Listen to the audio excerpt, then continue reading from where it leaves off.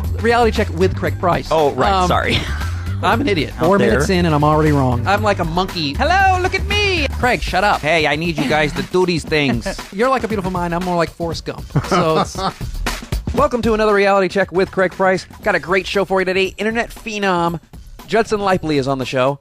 Judson, his video, Evolution of Dance, has roughly 178 million hits as of today.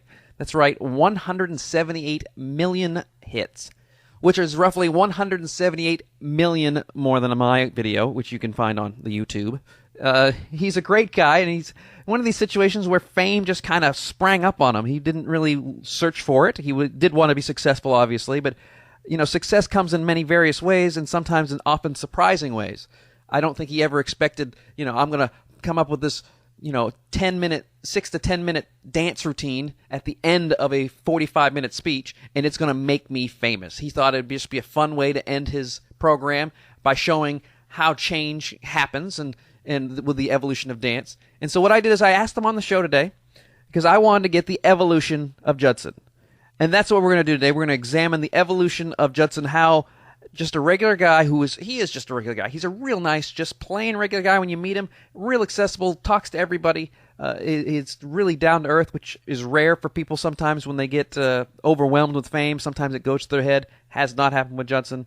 But I wanted to sit down and talk to him and find out the evolution of him. How did he become went from a regular speaker to being world famous on the Today Show, on Oprah, on Tosh.0, which we get to near the end of the conversation, because that was, for me, that would be the most embarrassing thing in the world.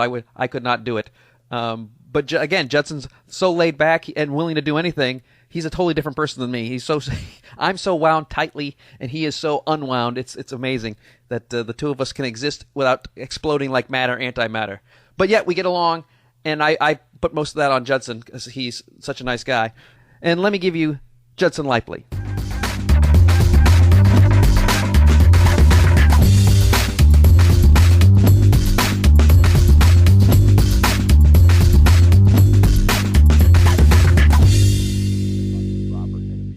All of a sudden I was just like, oh my gosh, my voice is I can feel it start to just go. Yeah, and is it something in the air for you, or is it allergies, or just being here? A little bit of everything. Is it just California? Yeah. Is it the pollution? California. I had a red eye the other night and haven't really recovered since then. Yeah, went out Friday night with my girlfriend in a wine festival back home. And I think that's the problem here is that I think the immune system's... I hope it's not the immune system. I hope it's just like a reaction. I think a lot of it has to do with drinking and talking while you're drinking. Yeah, I think it was a lot of talking. I haven't been doing a lot of drinking.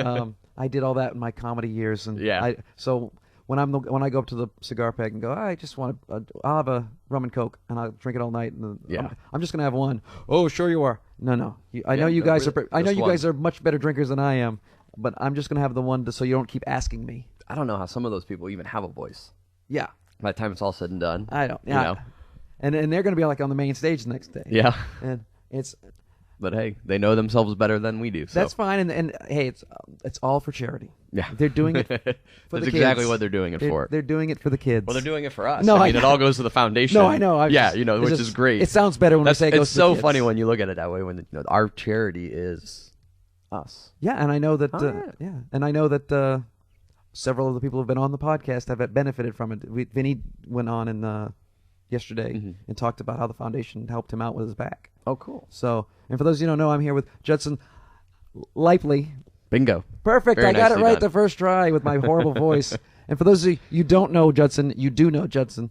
Judson is the evolution of dance guy, and if you don't know the evolution of dance, you don't exist in the last 6 years, because not only have you been everywhere, the Nard Dog did it on Office Space. Yeah. Where else has it shown up? It was in an episode of NCIS. NCIS, yeah. Okay. And then it was a Jeopardy question. Showed up on Jeopardy. That's when you know you've made it, when you get to be a Jeopardy question. And I think that might be about it, like in the pop culture world. Yeah, well, that's enough. I mean, I'll take it. More than, and it's funny because whenever those things get rerun, I mean, the NCIS episode, I think like 3 years ago, but they'll still show reruns, and people will be like, "Hey, you were just on NCIS." Yeah, well, and I want to text them back and be like, "Oh, You know, that was like 3 years ago, right? Well, you were on America's Got Talent a little while ago, where they not as a contestant, just as like an inspiration. Like, hey, this guy's got talent. Yeah, they were doing a YouTube special. They had America's Got Talent decided to change up the show a little bit, because every show gets a little stale, and so they did auditions via YouTube. So everyone submitted a video. Anyone that wanted to audition submitted a video through YouTube, and then they picked, I think, 5 or 6 videos that they, through voting and their favorites and all this stuff. So they had a whole episode where those people competed on the show itself, and they did a couple of us that have YouTube videos that were kind of well known that could replicate that easily on the show. Yeah, not show up and go out in between. It's not like you're getting kicked in the nuts and they got to replicate that. Yeah, and there's a couple. It's funny because there's the Quick Change artists, which I don't know if you've ever seen them.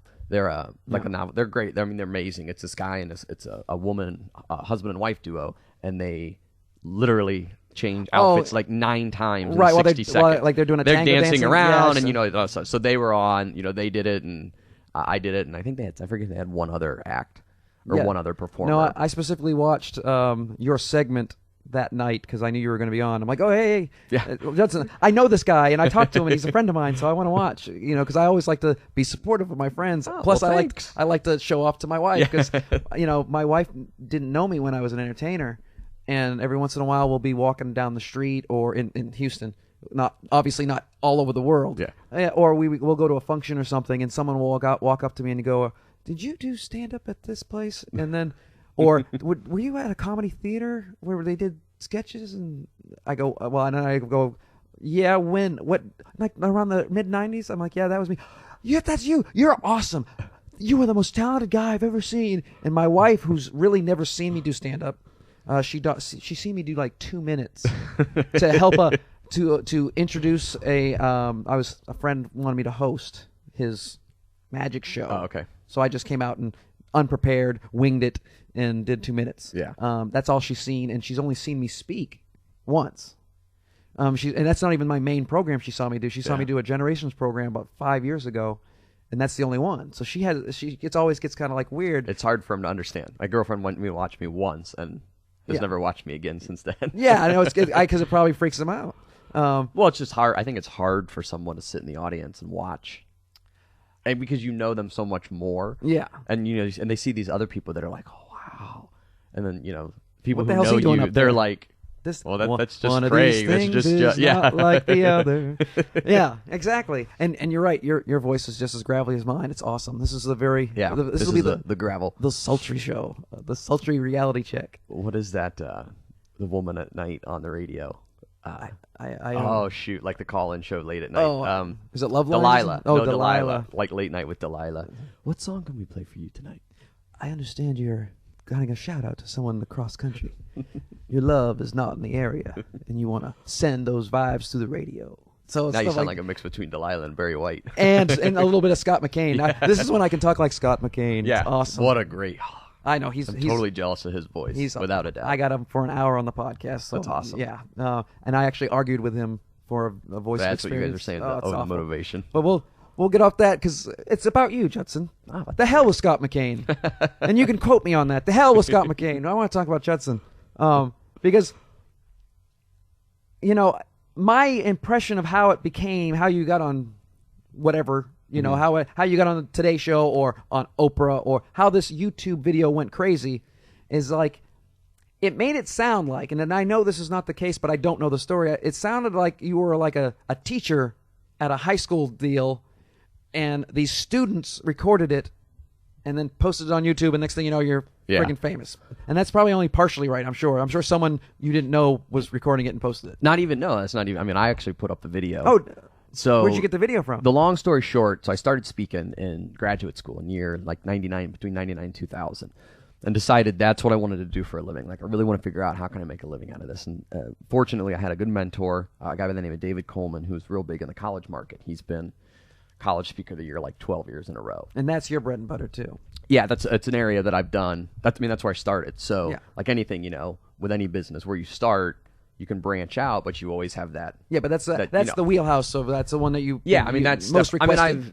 I've been able to maintain between 30 and 40% of my business is in the college market. Yeah, that's a good chunk. Yeah, so I started doing the college market, and right away, one of the things I realized and watching the way it's set up, and because the college market is nice because there are organizations that bring together entertainers, speakers, comedians, bands, hypnotists, anyone that would perform everything you can possibly imagine on college campuses, and the groups from those schools who bring them in, and they bring them together, and you apply to showcase, and if you showcase, you get 20 minutes in front of. Yeah, because I understand that. I mean, the application process alone to showcase is a pretty cutthroat. Yeah, it's a pain in the butt. It's a 3-minute video. And the way they do now is they sit if there's a room of people, usually 10 to 15 students and maybe an advisor or two.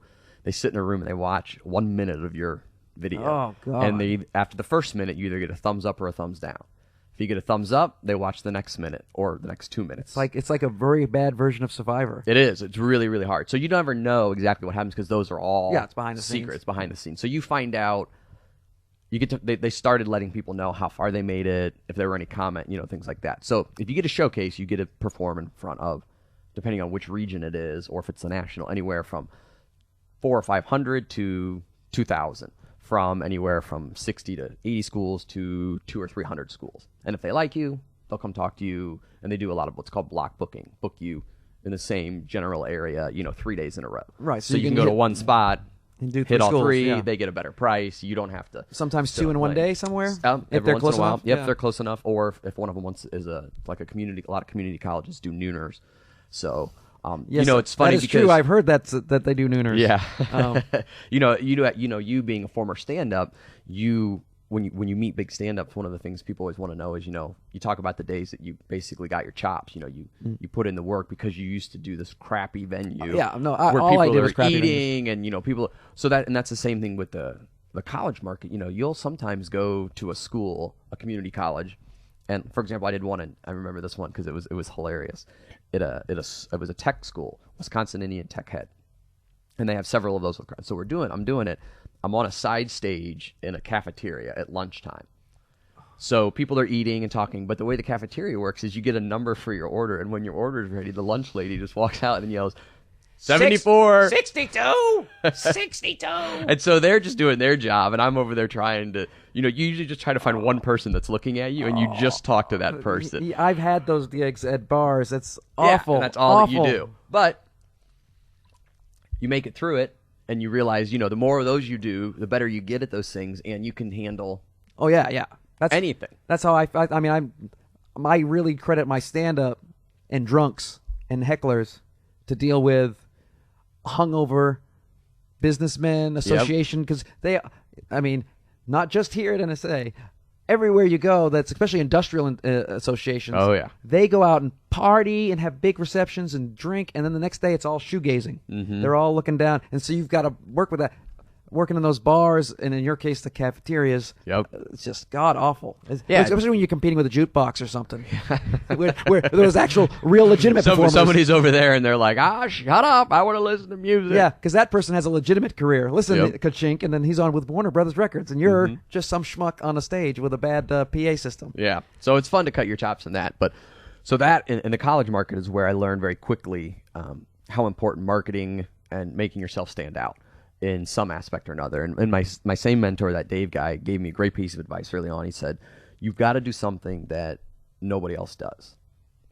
Oh, that's easy. Yeah. And that's the thing, and it's one of those things, everyone says that, but it's very difficult to come up with that idea that becomes your own. No, absolutely. That's what I meant. It's like, yeah, sure. Just do something that nobody else does. Come up with the greatest new idea. Just go and create the iPod. Or even just a stick, and a lot of comics that become famous get famous usually somewhere along the line, and there's one bit that they become really famous for to start with. Hot Pockets. Jim Gaffigan, stuff like that. All of those that guys. Was a very bad impression. Even Chris Rock, early on he had his difference between a black person and the other person. And that became like his. People were talking about that because it was polarizing at the time. And he's a genius, obviously. Oh yeah. And things like that. Well, you can get to the top really quick, but you can't stay there without talent. Yeah, exactly. And so because of that, I started to say, okay, what am I going to do? How am I going to figure out exactly? I was doing his program to start off with. Like when I first started, I was doing spillover dates from him. Right. What he couldn't go to, I would go and fill in, and I was learning the ropes, and I was getting a lot of practice and figuring out what did I want to talk about, what did I want to say. And I know that I liked comedy, and I liked the idea of using comedy, and so came up with a tagline called inspirational comedy as a marketing tool.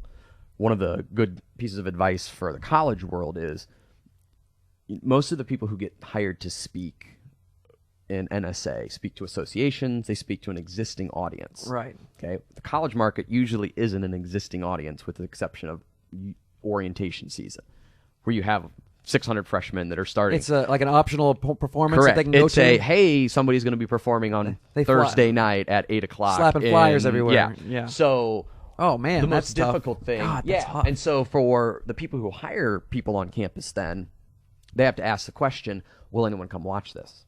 Yeah, I mean, that's... So how do we get... And so if you're just a speaker, you just call yourself a speaker. You're not going to get anybody. Yeah. Unless You're gonna five get- people may show up. You're a motivational speaker, you're going to get like 2 depressed kids to show up. Exactly. You know.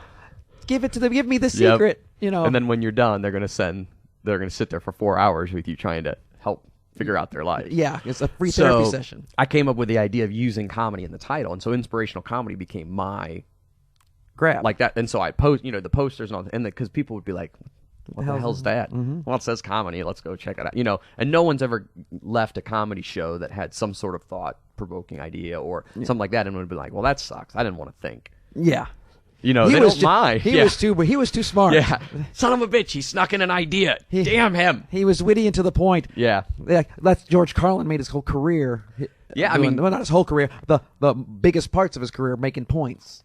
And Which is one of those things because he was always Richard known as Pryor a was comic. making points. Yeah, but they were all making points. And Chris Rock, all those guys are intelligent, insightful, and could get hired as a quote-unquote speaker. Yeah, because that's what they're doing. They just happen to be really funny when they speak. yeah, Louis C.K., despite as inappropriate as he is, Yeah. for he's making great points about being a Yeah. parent and about being a single dad.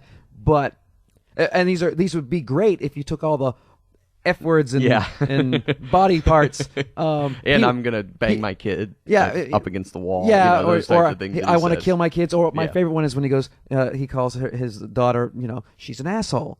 Yep. She's 7, but then he explains all the horrible little things that little kids do, and it's hilarious, and it actually has a relevant point to it. Mm-hmm. But you wouldn't, in the way his presentation is, you couldn't sell that except as a comedy thing. Right.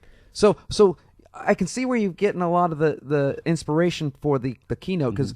But where did the tag come in? Because you actually do like 45 up front. Yeah, so the idea behind inspirational comedy was to create a program that was 50-50, content, comedy, all that stuff. And so in doing that, I wanted to come up with something at the end that would be fun, energetic, and I talk a lot about change. That's always been a topic that I feel strongly about, as far as like a tagline for a long time is just that life is change.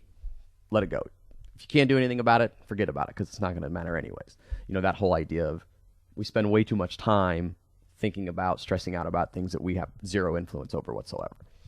So if you can learn to do that, and then you can focus the rest of your time in on this. So I wanted something that incorporated change. And I was sitting in an audience at a NACA watching a showcase go on. And there was this black comic up there, and he was talking about making fun of white people dancing at a wedding. Sure. He said, I went to this wedding. He said, I was the only minority person there. And all of a sudden, a song came on, and everybody got up, went to the dance floor, and then they all did the same dance. And he goes, and then the song ended, and they all just kind of dropped their arms. And then back down. went back down and sat down. And he goes, and this happened like 4 or 5 times over the course. And he went on to, make fun of it and all this stuff. And I was just laughing I was the friend sitting there, and I was like, oh, it's so true. There's so many dances that have very specific songs, and vice versa. So many songs have specific dances. And I was like, oh man, that's so funny. And then I was like, that'd be funny to see some of those in like a little medley. And then I was like, that'd be funny to see some of those in order.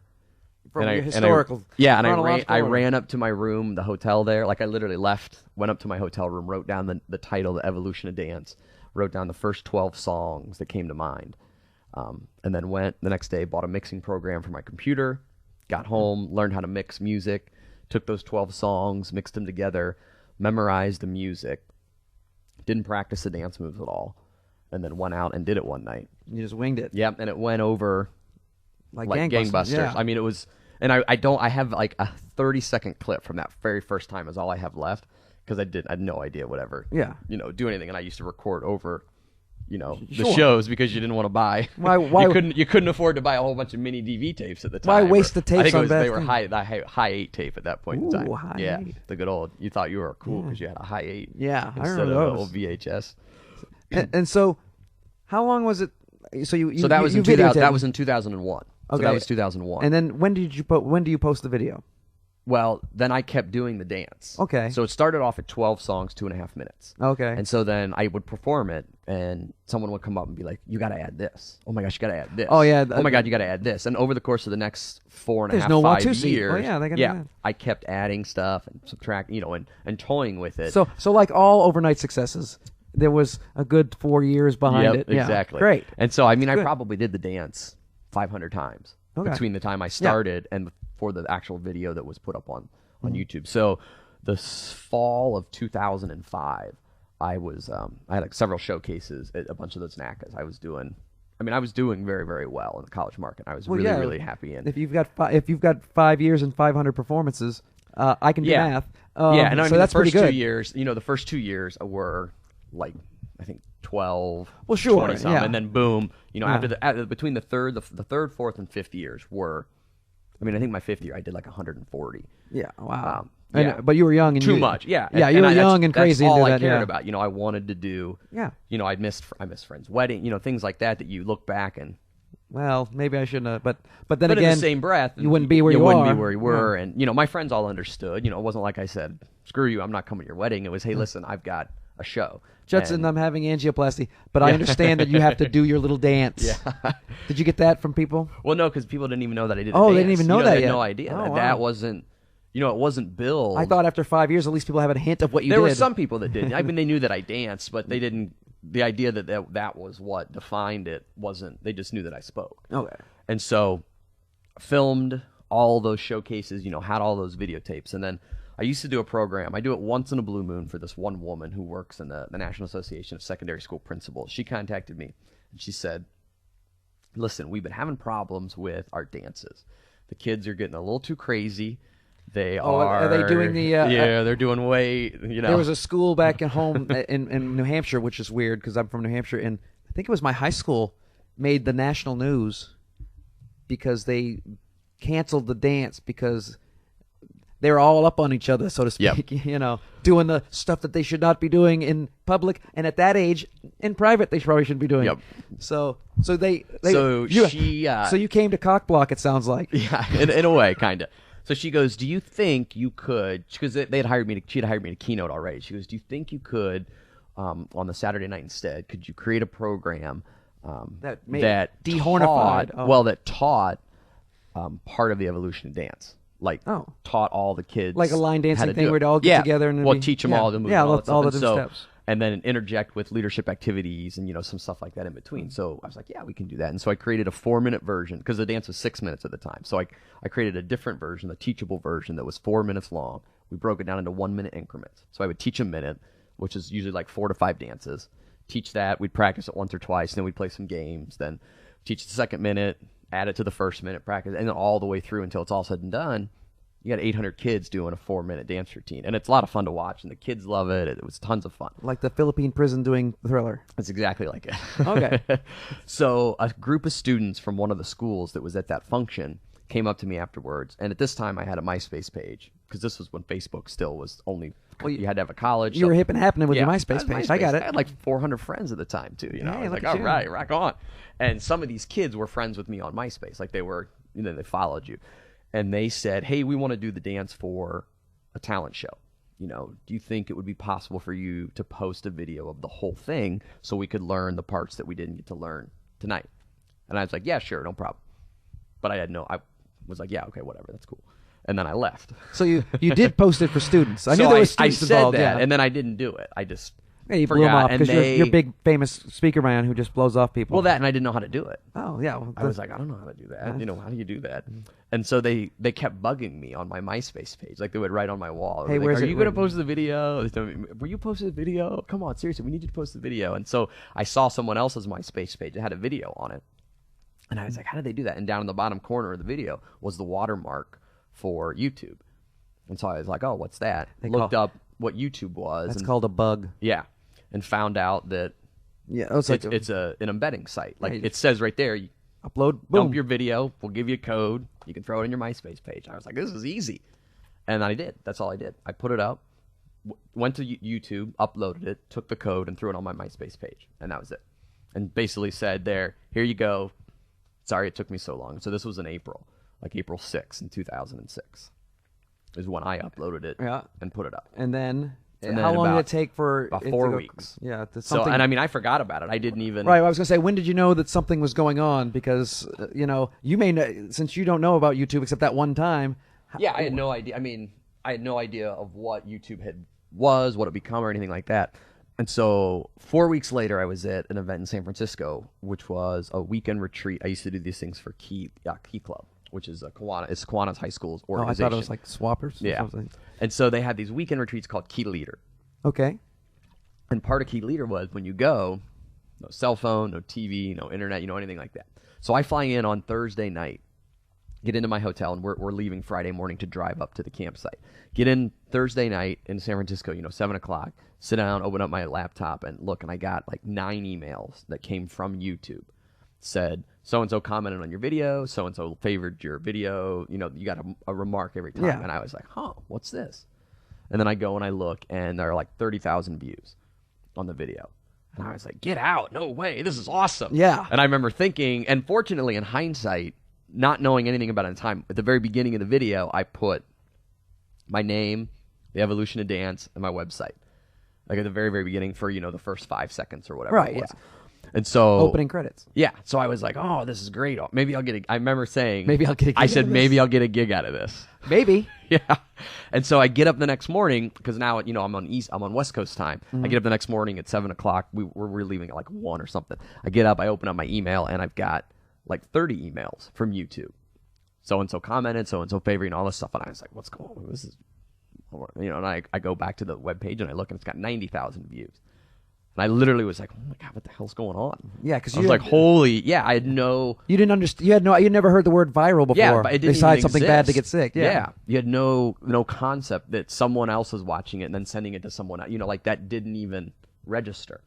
So then I leave, and we go to this campsite, and I don't do anything for a day and a half, 2 days, and it was up in the valley, in like the Napa Valley area. So it's kind of in the middle of nowhere. I mean, Yeah, but back in the day when cell phone service didn't even reach outside of a city. Well, in some places it doesn't. Yeah, AT&T, it still does. thank Yeah. you. But I do love that. yeah. And so I get done with the conference, and there was a girl who was with me, this girl named Erin Fisher, who works at the time was working at Kiwanis, and is still a good friend of mine, and she always talks about that weekend because I remember sitting down for lunch, and I was like, hey, I got 90,000 my hits. video went from 30 to 90,000 views last night. This is weird. And we were also staying Sunday night and then flying out Monday morning. So we get in the car because we drove together, and once we get into cell phone range, my phone just All the voicemails. yeah, voicemail was full, like 30-some text, all of them, emails, all this stuff, and all of them were. I don't know if you know this or not, but I just got this link for a video from somebody, and it's you. So these are people you know. People on that the- I on the know who email. have But the received, voicemails are all your friends. Yeah, who have received an email I of didn't some know that. sort with a link to a video that said you got to watch this, and then they watch it and they're like, wait a minute. Wait, That's Judd. I think that's Judd. that shirt looks familiar. Yeah. And so my brother had left one, and he followed at the time some blogger, back in 2006, who basically did like a video of the week type thing or whatever, and it was my video. And because I didn't tell my family I put it up online. I didn't Well, why say, would hey, you? mom and dad, my brother and sister, I put this video online. Yeah, there was no. Why would you tell anybody Right, that exactly. At the It's time? just a matter of an afterthought for some kids. And so he's just like, hey, man, I don't know if you know this, blah, blah, blah. But this guy that I really follow and really respect and all this stuff is like, I'm reading and all of a sudden it says a video by some guy named Judson Laipply. And they had seen the dance, so I mean, they knew about it, they knew it, and so they knew that was me. And it had gone from 90 to 500,000 by Sunday afternoon. Holy God. Yeah, and so that next couple of weeks, it was just, it was pure insanity, nonstop. So you're just getting calls from not just friends, but you're at some point the media is going to catch on to it because by that time it was. And so the following week, I got lucky. At the time, I had a really crappy website. 100% no problem admitting it. It was a pretty crappy website. Of course, Yeah. everyone starts off. You don't get to have the nice slick website the first day. So I changed it. I called the guys who ran my website. And I said, listen, we got to get rid of this website. Just put a landing page there that has my phone number and my email. I don't want to lose any possible, whatever it Right. might be. And I think we did that it might have not been to the following week, but I get a phone call and I was staying out on the West Coast for a bunch of college shows that all just worked out. So I'm staying out there, and I think that following Wednesday, and every day, I mean, a million and a half, 2, It's just going like crazy. a million per day for the next couple of days. And I get a phone call from somebody at YouTube headquarters, and it's a voicemail, and it says, "Hey, my name is Matt," or whatever his name was, and he goes, I work at YouTube headquarters. We really love your video. We think it's awesome, and we just got a call from a gentleman at the Today Show, and he was wondering if he could get your information to contact you about, possibly coming on the show. And I was like, "You got to be kidding me!" So I call the guy back. I'm like, "Yeah, you can give him whatever information you want." Yeah, because and you've been on the Today Show more than once, because weren't you just recently on there? Unfortunately, you had to go with Hoda and Kathy Lee. Yeah, I've been on there 3 times now. Okay, so I've seen the second, and I'm going to assume the second, and because I didn't know you at the time. I saw the second time you were on, and I saw then I knew you, and I watched the Hoda one, because I usually know that's the time to leave the room at 10 o'clock. Here comes Kathy Lee. Poor Hoda. That's all and then I walk out the door. Yeah. But you go on the Today Show now. Who was which person's hosting at that time? So they called. We talked, and this was right when what's her face was leaving. Oh, Katie Couric. Katie Couric was leaving, and Meredith Vieira was coming, but there was a month in between.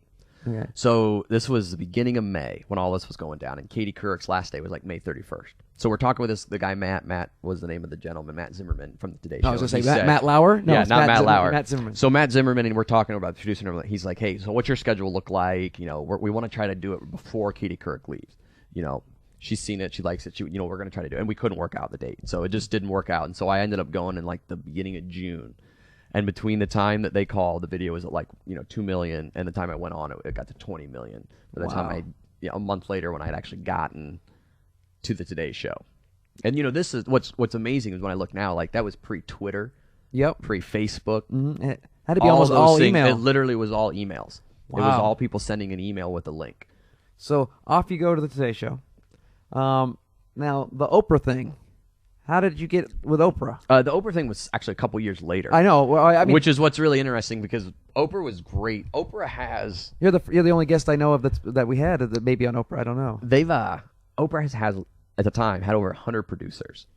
Yeah. Working in the studio, and so they constantly are looking for stuff. I mean, they're constantly. So I had on 3 different occasions talked to 3 different people who did know that I had talked to somebody else before about being a guest on Oprah. Okay. So the final draw or the final episode was that they were doing an episode because Oprah was going to start her own YouTube channel. Okay. So they did a YouTube and Oprah show. All right. Well, that makes perfect sense then. Yeah, and so they called, and you do several calls back and forth, and they want to know the rest of the story, and they're talking back and forth, and then it was okay. Well, what songs can we do because of the song rights issue? Yeah, that's the other thing. Yeah. We're going to get to it in a second, but so. Getting on Oprah, is she nice? Did you get? I mean, she was. I mean, Oprah's fantastic. Oprah's Oprah. Well, no, I don't know Oprah's Oprah. Well, but I mean, everybody knows Oprah's Oprah. Oprah's one of those people that she has made herself who she is. Yeah. And I don't think I would ever want to be as famous as someone like her because it's so hard because you lose the joy of meeting someone new because you have to have a wall up around you all the time. So, but I mean, you only meet Oprah during the show. Yeah, I didn't think she didn't come back and chat with you. She doesn't come back and chat with anybody ahead of time. And they said, we go through rehearsals, and I had to get there really early because the dance kept changing up to like right up to the timing of the show. How what much song they they could pay, get, and, so they tell you, they're like, okay, they're doing rehearsal, someone's standing in for Oprah, one of the producers, and they go, Gail. okay, we gave... No, it I'm was just never kidding. Gail. I'm just kidding. We gave Oprah some cards with some questions and some information. This is what we've given her. We have no idea what she'll say or what she'll ask. Right, because she doesn't need to use them because she's a professional who's Yep. been So doing they're this just for like, you have to go with it. Like right now. Whatever she says, do, and don't do anything she doesn't say. So like I was sitting in the audience when she started talking to me, and they were like, "You're going to be sitting down. She's going to talk to you. Don't come up. Don't come up unless she says come up. Yeah. Until I was going to do a little dance for her, But she's like, "Oh, come on up," and so then you go up and that type of stuff. But I mean, she was great. She was nice. Well, it's good. That's not every day that's kind of like. In NSA, that's the panoply. I never had aspirations to be on Oprah because I don't think she would like me or my topic. But to do that must have been thrilling. And the funny thing is when I first started speaking way back in the day, I've always been a big fan of playful things and, keeping it light. And I had for a while on a website, a thing called Operation Oprah. Because I would end my shows with like, I'm working on speaking. I think it would be great because at the time, being on Oprah Well, that's up is a pinnacle. That's until it's last an year. achievement. Yeah, I mean, everybody wanted to be on Oprah. oh yeah. And so they had a link that you could email producers ideas for shows. And so I put that link on my website. And I used to do it, especially with the high school kids. I was always like, I'd really appreciate it. Couple hundred emails at once would be this great. Operation Oprah thing. And I did that for like 2 years. And then I just, whatever, no big deal. Yeah. And then eventually I got to go on. So I thought it was funny that Yeah, no. So, early on I was like, Operation Oprah. And then one day I got to go on. Not because of Operation Oprah, but hey, something it all totally worked out. different. Yeah. Well, let's rewind a little bit because I just wanted the Today Sure. Show and Oprah connected. Now you're getting on the Today Show. You're still doing the keynotes, but when does it start to really take off as far as the business? When do the offers and things when do jobs start coming in because of the video? And because I want to talk about how you leverage that video for your business, because not everybody is given you. I mean, obviously you worked hard on the video and you worked and all that good stuff, but even you admit that's kind of a crazy thing to happen. Oh, I mean, it's an enigma. And it's a total big, enigma. and a big, huge internet gift of 20 million people was laid in your lap, and it's like winning the lottery, and you don't necessarily know what to do with that money. And beyond, yeah. Because are you going to spend it on strippers and drugs and die? No, but I mean, like a lottery. Right. What do you do? So I've been fortunate to meet a lot of other people who have had success, a viral video of some sort. Oh, really? Yeah. Okay. Lots of the different people that had that. And one of the great things about being in the speaking world and, have already started that, I've always known what I wanted to do, and I've always already known my path. Oh, well, there you're already well ahead of me. Good job. So when the video hit, and I had some good friends who ran an agency who were good friends of mine, and he and I had already, when I first started speaking, I wrote a 5-year plan. And I had goals every single year for those 5 years, that type of thing. Because I told myself when I started speaking, I was going to give it 5 years. If at the end of those 5 years, I don't feel that I'm making a living, that type of thing, then I'll understand that it wasn't meant to be, or those types of things. And that 5th year ended right after I put the video up. So when the video started going crazy, I had written it, and it ended that year. So I was talking with my friend Craig, who I had already talked to about joining his agency at the time, and working some more on the corporate side of things. Like I was thinking would have been 29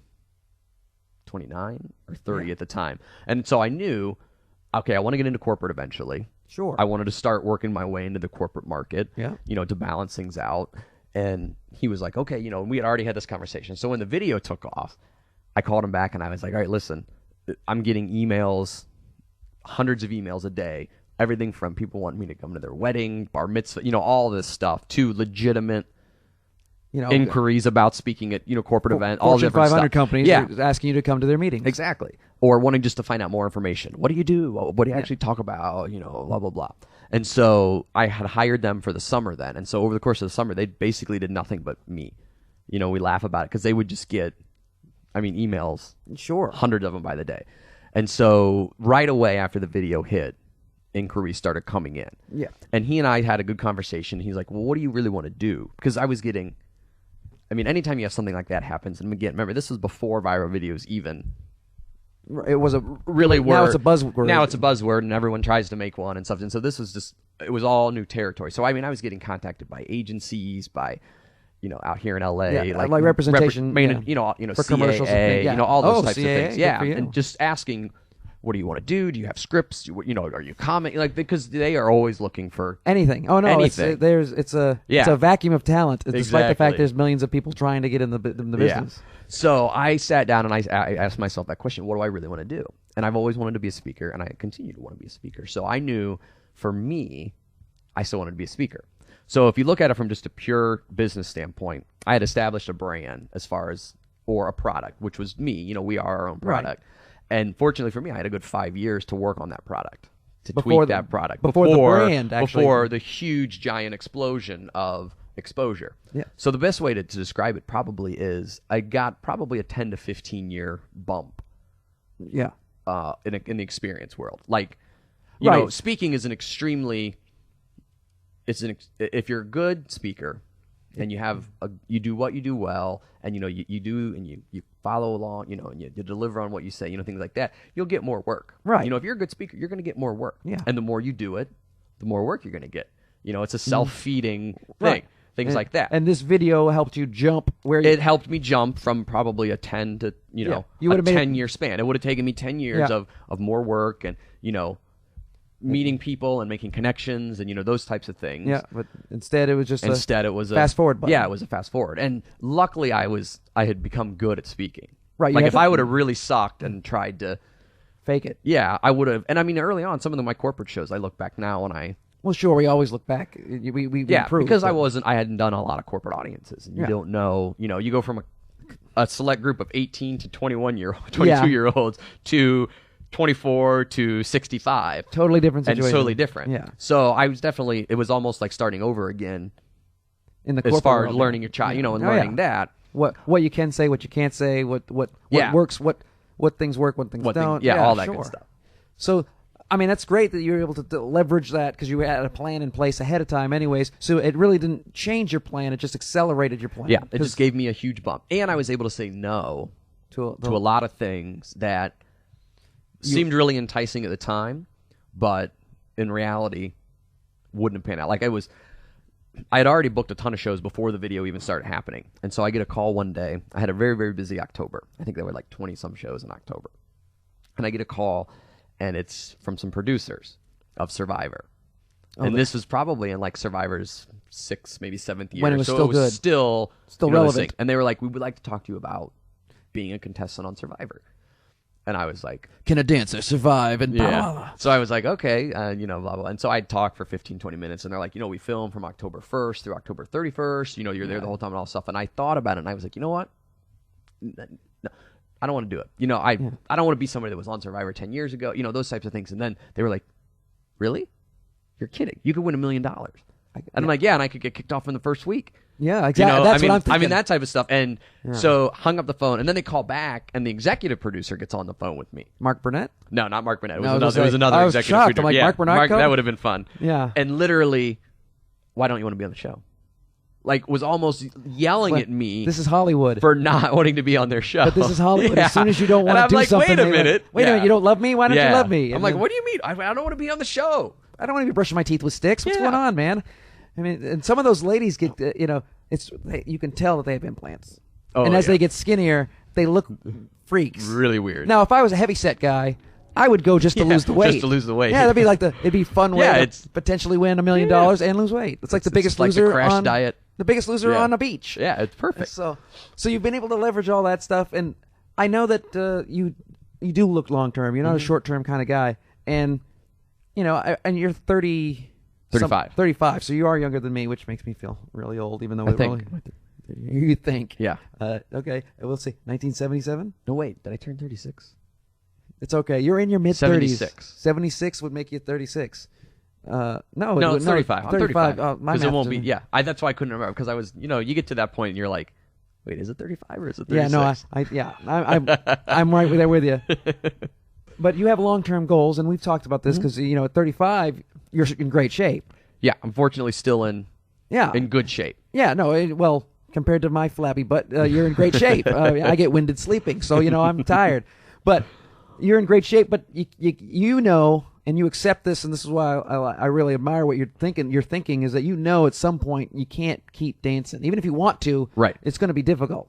You can't be the 75-year-old guy doing all that stuff. It's gonna be sad. Exactly. There will be a day that's my running joke, is there's gonna be a day that it's gonna go from funny to sad. Yeah. Like there'll be a transition. Yeah. It'll be a joke you don't want to tell. Exactly. And so I'll be like, okay, I hope I recognize that time frame. And so the whole process is figuring out, okay, what's the next step? What else do I want to do? What other things do I have in mind? What are their goals? It's great to have a product or something that you do that people still want. And it's nice that that's what they want, and I still get calls because of that, and that's what people love, and it's a lot of fun to do, but I know 5, 6, 7 years down the road, I'm not going to want to be doing it. And then 10, 15, you may not there's be no way able I'm gonna to. be doing it. Because if you're like me, I'm 38, I got a bad knee. Mm-hmm. I mean, I watch your video and I get tired. Yeah. And I know my leg starts to throb going, I can't do some of that stuff. So what's the future looking like after the shine of the dance? Yeah, well, I mean, I have a couple ideas for books that I'm going to be working on, over the course of the next few years, and kind of trying to set that up, and figuring that I have a couple ideas for other businesses that, I just got to try to figure out exactly what it is I want to do. And thanks to this, you have the luxury of not having to Exactly. do it, Like I don't the have second- to do it tomorrow. You know, Right. I can sit and plan a little more and come up with some concepts and some ideas, and you know, kind of been one of those people that I'm a big believer in kind of just feeling your way in a little bit, like when things are going to be right. You know, you don't have to sit down tomorrow and force yourself to write a book. Right. Because I'm fortunate that I don't have to. And if you do, it won't be as good as If I actually have the desire and the passion to do it. and the things like time that. to do it yeah, properly. to do it properly and, you know, make it the best that it can possibly be, you know, at that point in time. So. Well, before I go, I did want to bring this up because I was both happy for you because any exposure is good for you, and there was a lot of terror and shock, and then it kind of turned into some kind of sad disgust, and that is Tosh.0, which is a show that I really don't like because it really is it's kicking the nuts. A little kid shoots a guy in the stomach. Yeah, it's the YouTube videos that are funny, and there is a segment. I mean, some of it's hilarious, and actually, Daniel Tosh, his stand up is very funny. I mean, I just think that particular clip show is just irritating because it's mostly people getting hurt. Yeah, there's definitely a lot of people getting hurt. On Yeah, that. and so it's like funniest home videos for YouTube. Yeah, except he makes some sarcastic and inappropriate comments, which are some are very hilarious, but other times are not so much. But he has this segment called the Web Redemption, which he takes famous YouTube clips that have circulated, like the kid who was crying over, was it Britney Spears or something? Oh yeah, Chris Crocker. Yeah, and then you see, you know all these people. Yeah. You know, somebody had some famous video and then that embarrassed them, the rape rap that hide your mom, hide your kid, whatever it is. I forget what his everybody, name is. They hide everybody. They're raping everybody. They're raping everybody up and hide your mom, hide your kid, raping it. And the reason I was kind of like, why the hell they got Judson on? Because yours is not embarrassing. Yours is not a embarrassing clip that you need a redemption from. So he had you come on to teach him how to dance. So please explain. Sort of. So they actually called in season 1, and we just scheduled this didn't work out. And season 2 schedule didn't work out. So finally we set it up in advance for the third season. Right. And when we talked on the phone, when I was talking with the guy who was the producer, and it's a very small staff of people that work on the show. No, it's got to be like 7 or 8 people at the most. Yeah. At the most, and it's in a studio with a green screen. Yeah, and it's grown, and stuff. And they said, all right, listen, we really want you to come on. We're not exactly sure what we can do because we don't want it to be a web redemption. Because Yeah, exactly. How do you redeem a video that's got 150 million views? And quite frankly, you didn't do anything embarrassing. Yeah, and so we talked about what we could do, and they were like, okay, well, we're trying to get away from the web redemption every week. We're trying to come up with other web things, like a web this, a web that, all those things, because we don't want to keep bringing on people who had a bad experience. Yeah, these horrible tragedies. Yeah, or making fun of people without them realizing that we're making fun of them. Well, they actually sometimes there's people. That's what's the best. There's some whole shows based on that. They just have no idea that's the Daily Show. They come in and interview people who have no idea they're going to be made fun of. Don't you watch the show?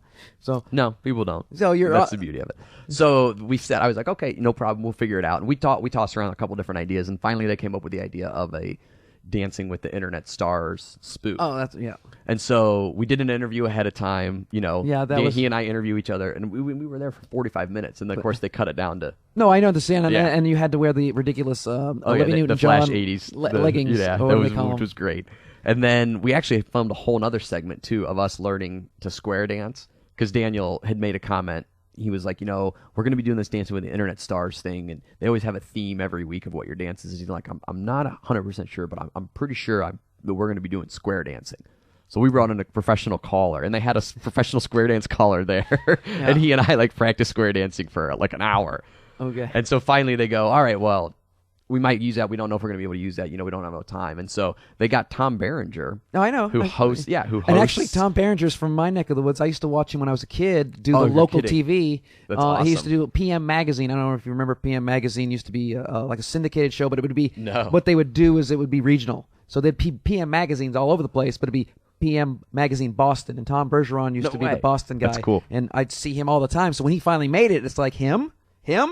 He was the noon. Yeah, he had a talk show. He was the PM guy. He had a talk show too. In that, like when I was homesick from school and nothing's on, you leave it on the same channel because there was only 6 back then. And you didn't have a remote, so you were like, I'm not going to get up and move it. That. And he had a little tiny like a weird local talk show. It would be like community access, only it was on on NBC WBZ TV. So to see Tom Bergeron, I'm like, well, good for him because I always root for the hometown guy, but. The fact that he did it, I appreciate the fact that you threw yourself into it. It's not like you were hesitant because you're one of those guys. It's like, screw it, let's do it. Yeah, and I mean, really, what do I care? Yeah. I mean, it's good. It's great exposure. It was fun, and it was funny because talking to him, he didn't even know what the show was. But they had contacted him. Tom and didn't said, know what Tom Tosh didn't know. Yeah, he didn't know because I mean they're busy in Hollywood. You don't really hosting a show. People think is like the easiest thing in the world. Those guys work a lot, and he literally goes, "My daughters told me that if I didn't do this show, that I was an idiot." Because they're like 23, 22, and all that stuff, and he was like, "Huh? Oh, okay, I'll do it." And so he was real good, and we did a whole spoof on the internet thing, and it was the first ever same-sex dancing couple. And, Daniel dressed in drag. Yeah, and the sad part is he does look like an unattractive woman. Yes, he doesn't look like an ugly guy. I mean, a man and a woman. He looks like he's a tall, skinny, unattractive woman.